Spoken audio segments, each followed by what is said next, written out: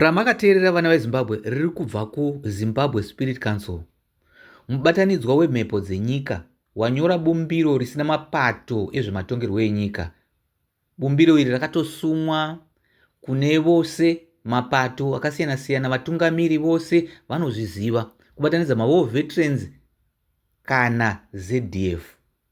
Saka regai titaure maererano nemasoko ari kubva kuna Geza nana Nyoka yamabhunu nevamwe. Nzwisisai vana veZimbabwe kuti chii chinonzi War Veteran nezvaunzwa neWar Veteran munyika yeZimbabwe. Chokutanga, hondo ichimurenga ingadai isina kurwiwa nepfuti, nokuti madzitateguru vaitorwa kumhepo. Chavaingoda passive resistance, nokuti matambudziko ose atinawo nhasi abva kuhondo ichimurenga. Nokuti kuhondo ichimurenga mhepo dzakatotaura kuti musarwa nokuti kuchafa vanhu vakawanda, uye zvakatoitika. Takafirwa nevanhu vanokwana kana kuti 70,000. Tangouraya chete 1,000 whites, vazhinji vacho vanga vari white farmers, vana chimbwido vachibatwa chibharo, uye umhondi, kudeuka kweropa rakawanda ndopadzidzira vanhu kudeura ropa. Mutengesi uyu wobva waurayiwa. Ndingakupai muenzaniso wezvaiitwa nemaComrades muhondo. Vakomana vadiki vabva kutraining kuMozambique uko nema-AK vaisvika pamba pana baba naamai nevana vasikana. Gandanga ridye derere, tipei sadza nenyama, wobikirwa sadza nenyama wobva vadya.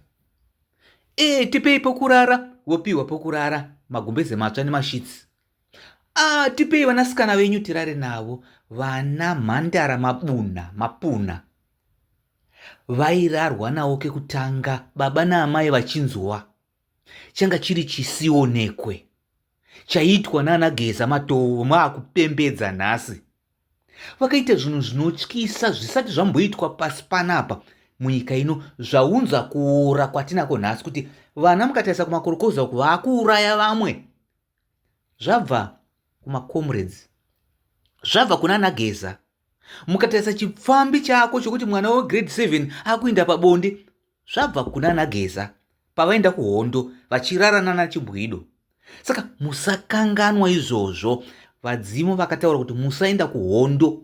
Pane vakateerera muenzaniso. Strive Masiwa haana kuenda hondo, akaenda kuchikoro, akaenda kuuniversity, akaita engineering, achiita physics.